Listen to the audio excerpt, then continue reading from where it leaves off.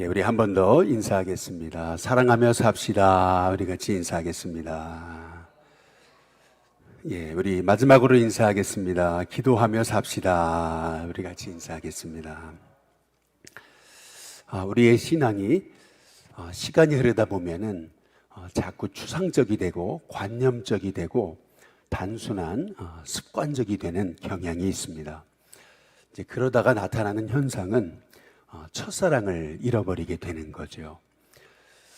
신앙이 자꾸 관념적으로 추상적으로 이제 흐르다 보니까 이제 우리의 말이 화려한데 또 사역은 화려해 보이는데 삶의 실천이 사라지는 경향이 있습니다. 이제 그러다가 이제 첫사랑이 사라지게 되는 거죠.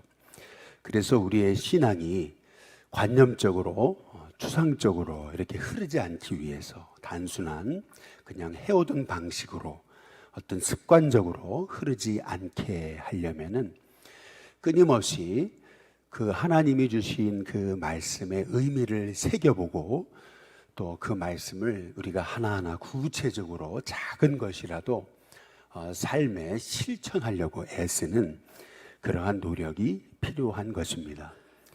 신앙생활이 자꾸 추상적이 되고 관념적으로 이제 흐르다 보니까 나도 모르게 그 신앙이 그냥 해오던 방식으로 그렇게 신앙생활을 하게 되면서 실은 첫사랑의 감격이 사라지고 이렇게 마음이 이제 무뎌져 가지고 하나님의 말씀이 내게 임해도 내 실천력이 이제 떨어지게 되는 거죠. 실천을 못하는 거죠. 그러니까 머리가 커지고 그리고 생각은 굉장히 많아지는 것 같은데 삶의 실천은 하나둘씩 없어지게 이제 되는 거죠. 그러면서 실은 첫사랑이 그 감격이 사라지니까 말씀을 삶으로 살아내지를 못하게 되는 겁니다. 어떤 분이 이제 이러한 한번 머리 좀 식혀보라고 이러한 그 글을 보냈어요. 오늘 323장 찬양하셨잖아요.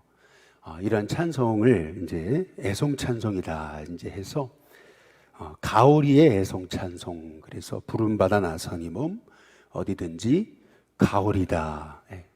그리고 목욕탕 주인의 애송 찬송, 곧 씻어서 정결케 하옵소서. 목류병 환자의 애송 찬송, 나오는 날 꿈속을 헤매며. 감방 제수의 애송 찬송, 보내주소서 보내주소서. 며느리의 애송 찬송이 있대요. 예수가 함께 계시니 시험이 오나 겁없네. 변비로 고생하는 눈물의 애송 찬송이 있는데 544장, 울어도 못하네, 힘써도 못하네, 참아도 못하네, 믿으면 되겠네. 이런 식으로 이 찬송가를 애송 찬송이다 해가지고 보내주셨는데, 어찌 보면 유치한 것 같아도 그래도 이렇게 생각하는 것이 귀한 이유는 뭐냐면은 한 번쯤 찬송을 부르는데 그냥 생각 없이 부르는 게 아니라 그러니까 늘 부르니까 부른 거예요. 사실은 부름받아 나서니 몸 어디든지 가오리다. 이게 우리 고백이 돼야 되는데 그냥 이제는 그냥 부르니까 부르는 거죠. 사실은 안 가는데도 간다고 얘기하는 거예요. 왜냐하면 그게 습관이 돼버린 거죠. 관념이 돼버린 겁니다. 추상적이 돼버린 거죠. 신앙의 고백이 아니고 여지껏 해왔기 때문에 그냥 그렇게 하는 거죠. 그러다 보니까 신앙의 변화가 없는 거예요. 열매가 없는 거고, 그러다 보니까 너무 익숙해졌어요. 당연한 거예요. 그냥 그렇게 말로만 하는 게. 이제 그러다 보니까 첫사랑을 잃어버리고 열매가 이제 사라지게 되는 거죠. 오늘 말씀에도 우리가 보시면은 베드로가 성령 받잖아요. 그리고 한 자리에서 복음을 전하는데 그 복음을 들었던 사람들 중에 3,000명이나 예수님을 주로 고백하면서 세례를 받게 되거든요. 그렇다면 3,000명이 세례를 받았다면은 한번 생각해 보시면은 하루가 24시간이에요. 그리고 그걸 분으로 환산하면 1440분인데, 그렇다면은 하루 종일 세례를 받았다면 한 사람당 세례 받는데 몇 초 걸렸을까? 한 30초 걸렸다고 생각하면은, 그러면은요, 그냥 세례만 줬겠습니까? 그거 아니잖아요. 그래도 당신이 예수를 주로 고백합니까? 한 번쯤은 문답하고 그러면 세례를 받으셔도 좋겠습니다 해서 세례를 주지 않았겠어요? 근데 그렇다고 따지면은 실은 지금 그 날에라고 이렇게 이제 말씀하고 이제 있거든요. 41절에 보시면은 이 말을 받은 사람들은 세례를 받음에 이 날에 하루 동안에 신도의 수가 3천이나 더했다. 이제 이렇게 말하거든요. 하루 동안에 3천 명이 세례를 받으려면 얼마나 시간이 많이 흘렀겠어요. 그러니까 이 말의 의미는 뭐냐면은 베드로가 혼자 세례를 줬다는 얘기가 아닙니다.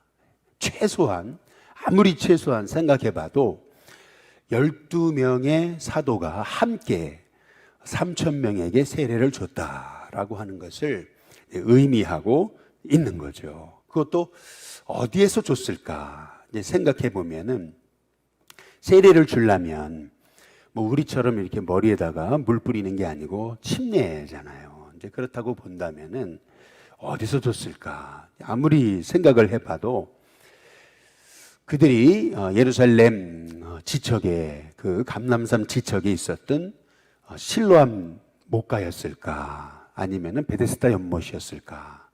성경에 나오지 않기 때문에 잘 모르겠지만은 어쨌든 물이 있는 곳에서 세례를 줬다라고 하는 것 아니겠어요? 마찬가지로 지금 여기 사람들이 베드로의 설교를 듣고 3천 명이 이제 세례를 받고 신도가 되어지는데 이 사건이 이게 얼마나 대단한 사건이었을까 이제 생각을 해보게 되는 거예요. 실로암 연못에서 예를 들어 세례를 받았다고 한다면은 그러면 실로암이라고 하는 말의 뜻이 보냄받았다라고 하는 말의 뜻이 아니겠어요? 이제 그렇다고 한다면은 그들에게 세례를 베풀면서 세례는 내가 죽는 거 아니에요. 그리고 그리스도 안에 다시 사는 거 아니에요. 그러면 내가 죽고 이제 그리스도 안에 다시 살았어요. 그리스도 안에서 다시 살아난 그 신도들에게 당신은 이렇게 이 실로암 연못에서 세례를 받았듯이 당신들은 이제 세상으로 보냄받았습니다 라고 했지 않았을까라고 이제 생각해 보게 되는 겁니다. 그렇다면 그 3천 명의 사람들이 세례받고 나는 죽었어요. 그리고 내 안에 이제 예수님이 사시면서 예수님의 이름으로 다시 태어났어요. 나는 새 사람이 됐어요. 그리고 세상으로 보냄받았단 말이에요. 그 보냄받은 자들이요 이제 예루살렘에 흩어졌어요. 쫙 흩어져가지고 그래서 집집마다 그들이 3천 명이 들어가가지고 거기에서 뭘 했냐면은 오늘 여기 42절에 보면은 그들이 사도의 가르침을 받아라고 이렇게 얘기하잖아요. 12명에게 사도에게 세례를 받고 그리고 사도의 가르침을 받아서 그리고 그들이 세 가지를 했어요. 그게 뭐냐면 서로 교제하고 라고 그랬습니다. 두 번째는 떡을 뗐다. 세 번째는 오로지 기도하기를 힘썼다. 이제 이렇게 세 가지를 했다라고 얘기하거든요. 먼저는 서로 교제했다라고 이렇게 말씀하고 있는데요. 우리가 한번 상상해 보세요. 은혜 받은 사람들이 모여서 교제한다고 생각해 보세요.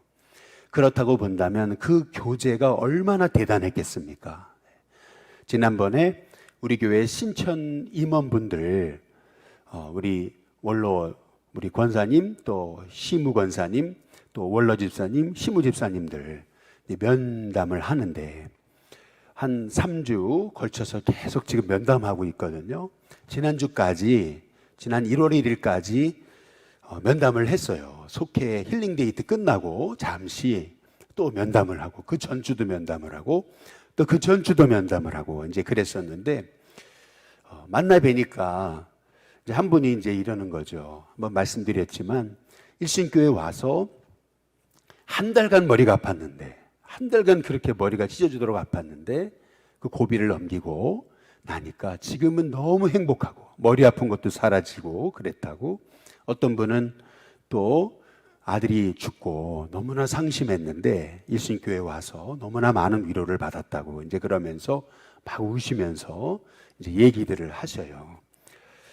근데 그냥 듣기만 해도, 그런 얘기를 듣기만 해도 이제 마음이 뭉클하고 은혜가 되는데, 여기 지금 3천 명의 이 구원받고 또 세례를 받고 새로워진 사람들, 주님의 제자가 된 사람들이, 그들이 가정 곳곳에 흩어져 가지고, 예루살렘 그 곳곳에 흩어져 가지고 각각 자기 집에서 모여 가지고 은혜 받은 거를 막 간증했다고 쳐보세요. 여러분, 예루살렘 가보신 분들은 잘 아시겠지만은 예루살렘이 그렇게 큰 동네가 아닙니다. 예루살렘이 그렇게 크지 않습니다.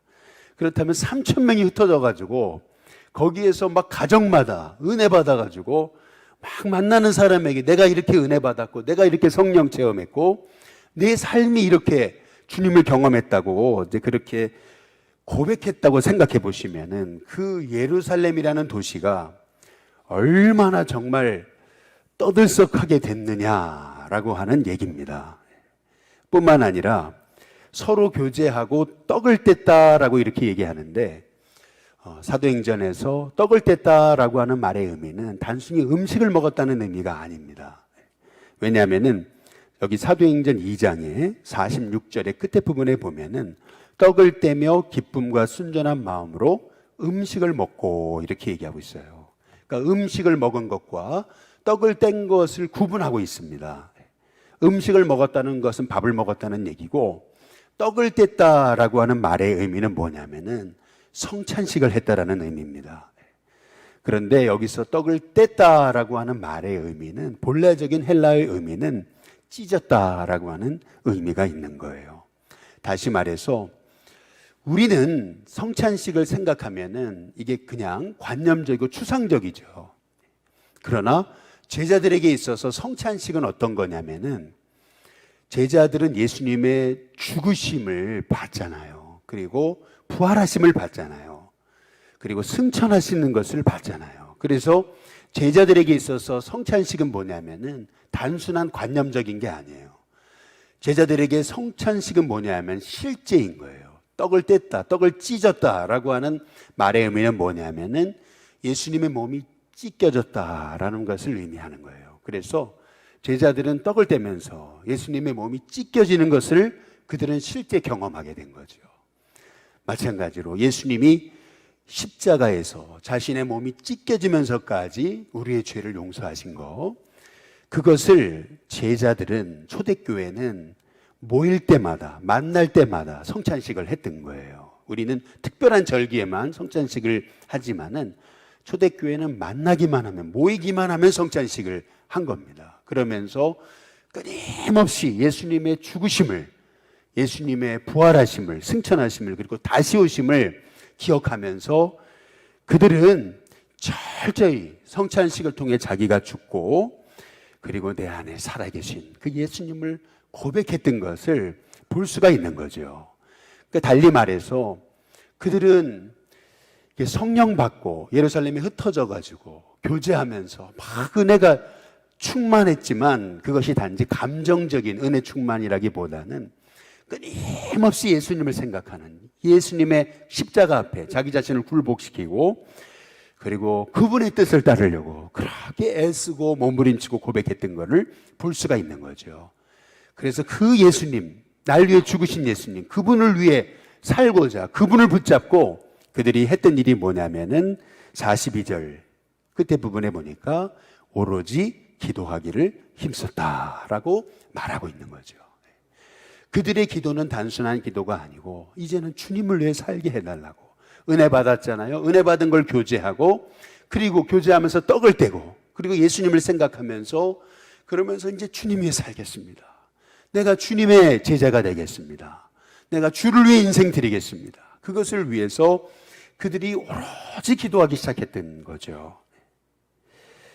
우리가 여기서 알 수 있는 한 가지 중요한 사실이 있어요. 그게 뭐냐면은 사도행전 1장에 14절에 보시면은 그들이 성령 받기 전에 마음을 같이 해서 오로지 기도에 힘썼다라고 얘기하거든요. 그런데 성령 받은 후에도 여기 사도행전 2장의 42절에 오로지 기도하기에 힘썼다라고 그렇게 말씀하고 있어요. 성령 받기 전에도 오로지 기도하기에 힘썼고, 성령 받은 후에도 오로지 기도하기를 힘썼어요. 이것이 초대교회의 모습이라는 것을 우리가 알 수가 있죠.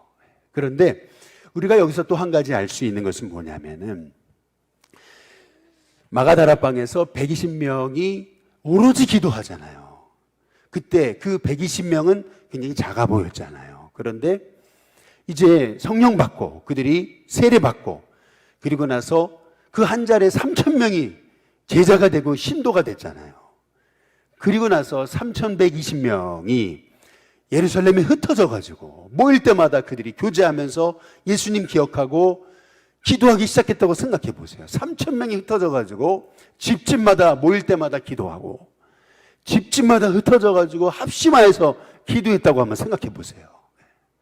그러면은요, 그 예루살렘이라는 동네가 얼마나 떠들썩해지고 그리고 얼마나 그 안에 영적인 변화들이 일어났겠느냐는 거죠. 성경이 그거를 얘기하고 있는 겁니다. 그래서 거기 사도행전 2장에 43절에 보시면은 그들이 사도의 가르침을 받아 서로 교제하고 떡을 떼고 오로지 기도하기 힘썼을 때 43절에 보면은 사람마다 두려워하기 시작했다라고 얘기합니다. 여기서 두려워했다라는 말의 의미는 뭐냐면은 단순히 제자들을 무서워했다라는 의미가 아니고요. 여기서 두려워했다라는 말의 의미는 제자들을 경외하는 마음으로, 존경하는 마음으로 바라보기 시작했다는 겁니다. 그 그리스도인들, 제자들의 모습을 그들은 동경심을 가지고 바라보기 시작했다라는 거예요. 그렇게 됐을 때 어떤 현상이 나타나냐면 43절에 사도들로 말미암아 기사와 표적이 많이 나타나기 시작했다 그랬습니다. 그들이 성령 받기 전에도 오로지 기도하기 힘썼고 성령 받은 후에도 오로지 기도하기 힘썼고, 그런데 그 기도가 단순히 그냥 자기 잘 되고 그런 것 잘 먹고 그런 것을 위해서 그런 게 아니고 은혜 받아가지고 이제 예수님 붙잡고 끊임없이 자기는 죽고 주님을 위해 살고자 그렇게 몸부림치면서 어떻게 하면은 우리가 주님 뜻대로 살 수 있겠습니까? 어떻게 하면은 우리의 이 한 번뿐인 인생이 이 어두운 세상에 빛이 될 수 있겠습니까? 그 십자가, 그 복음의 은혜를 붙잡고 오로지 기도하기 힘썼을 때 어떤 현상이 나타났냐면 막 기적들이 나타나기 시작했다는 겁니다. 그런데 그들의 모습은 단순히 기적에서 끝난 게 아닙니다. 기적에서 끝났다면은 사람들이 그렇게 존경하고 그러진 않았겠죠. 뭐 특별하다라고는 생각했겠지만 막 사람들이 존경하지는 않았을 거라는 겁니다. 막 기적이 나타나면서 어떤 기적이 나타나냐면은 이런 기적이 나타나는 겁니다. 우리 2장의 45절에 보면 이런 기적이 나타나요.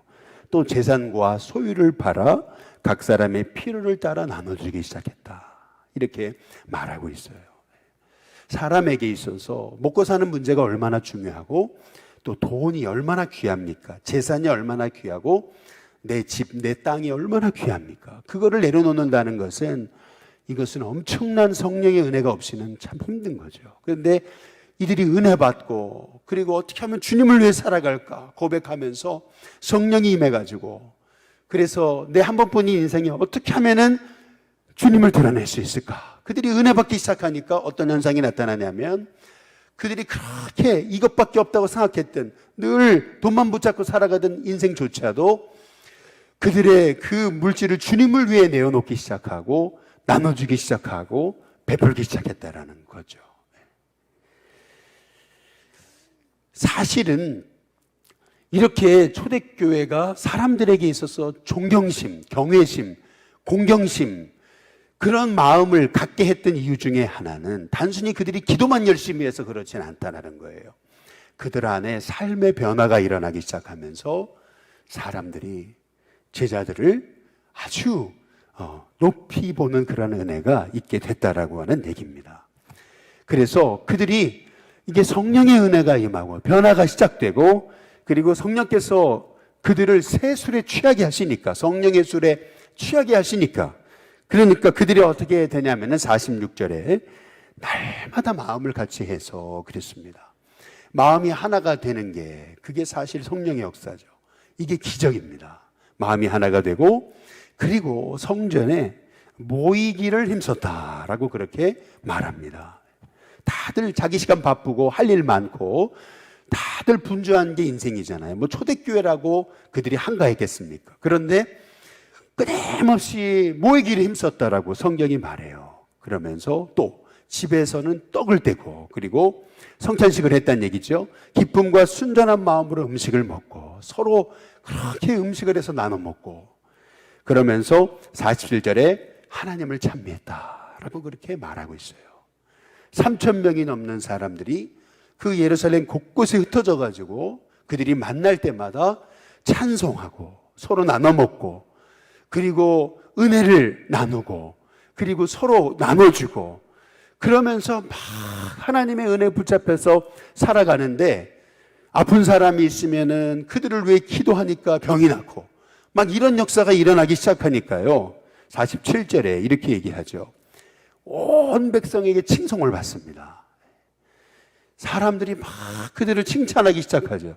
그러니까 주께서 구원받는 사람을 날마다 더하게 하셨다라고 이렇게 성경이 우리에게 말씀하고 계시는 거죠. 저는 우리 일신교회 속회가 여기 오늘 사도행전에 우리 2장 37절에서 47절에 있었던 이러한 초대교회 같은 속회가 될 수 있게 되기를 주님의 이름으로 축복합니다. 특별히 우리 남선교회가 이러한 이 초대교회와 같은 모여서 은혜를 나누는데 그 은혜의 교제, 은혜의 고백이 너무나 감격적이고 너무나 은혜가 넘쳐져 가지고 서로 은혜를 나누기만 해도 그렇게 은혜 받고 그 은혜를 어떻게 우리가 함께 누리며 살아갈 수 있을까? 같이 고백하면서 그러면서 그 은혜 받은 게 귀해 가지고 그래서 어떻게 하면 우리가 더 주님을 위해 살아갈 수 있을까?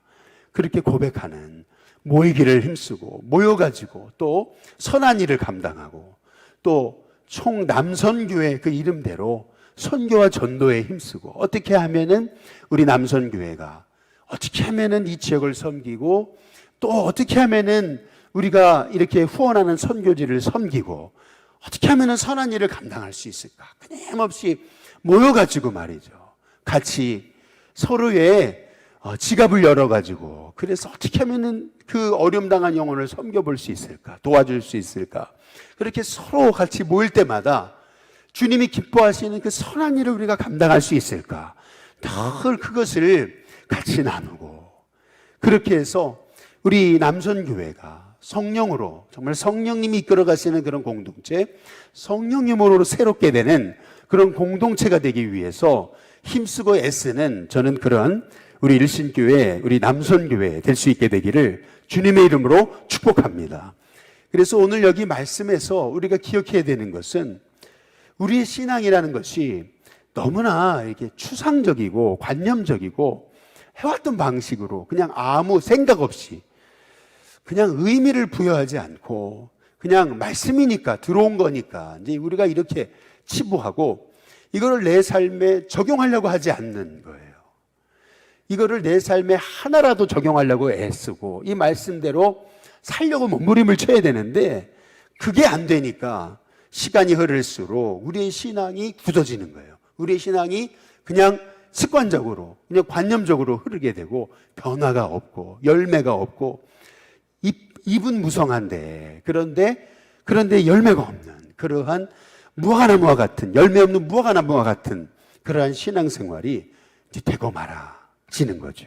그래서 오늘 이 새벽에 이제 하나님이 주신 말씀 하나라도 우리가 붙잡고 내게 주신 말씀 하나라도 붙잡고 내 삶의 변화가 일어나도록 내 삶이 새로워질 수 있게 열매가 있게 해달라고 그 말씀 하나하나를 우리가 실천할 수 있게 해달라고 내 삶의 구체적인 하나하나의 변화가 일어나게 해달라고 하나님 여지껏 그냥 내가 그냥 습관적으로 신앙생활을 해왔던 것들 이런 것들이 하나둘씩 바뀌어지게 해달라고 우리가 기도하기 시작할 때 저와 여러분에게 진정 변화의 역사가 일어나는 은혜가 있게 되는 줄로 믿습니다. 그래서 우리가요 정말 기도하면서 성령의 이끌림 받아서 우리가 그 이끌림 받는 생각에 따라 우리가 믿음 생활해야지 열매가 있는 거거든요. 그런데 그렇지 않으면은 그냥 사는 대로 그냥 우리가 생각하게 됩니다. 사는 대로 그냥 신앙생활하게 돼요. 그냥 늘 하던 방식으로, 늘 해오던 그런 습관대로. 이제 그러다 보니까 어느 순간부터 보면은 말은 무성해졌는데 변화가 없게 되는 거죠. 오늘 이 새벽에 우리의 믿음 생활이 정말 하나하나 내 삶에 하나하나 변화가 일어날 수 있도록, 내 어떤 여지껏 해왔던 습관과 기분과 감정과 그런 내 여지껏 내 모습 해오던 방식의 그냥 신앙생활이 아니라, 하나님, 내 믿음이 이제 성령의 이끌림을 받아서 작은 거 하나하나라도 내가 바뀌어지는, 오늘 여기 주신 말씀대로 하나하나 바꿔가는 그런 성령의 역사가 일어나도록, 그것이 내 힘이 아니라 성령께서 나를 새롭게 하시도록 우리가 기도하면서 나아갈 수 있는 저와 여러분이 다 되시기를 주님의 이름으로 축복합니다. 오늘 시간 우리 복음성가 우리 말씀 앞에서 우리 함께 찬양하시고, 오늘도 3번 끊어서 같이 기도하도록 하겠습니다. 나라와 민족을 위해, 또 우리 교회를 위해서, 또 우리 선교회를 위해서 우리 같이 합심하여 기도하겠습니다.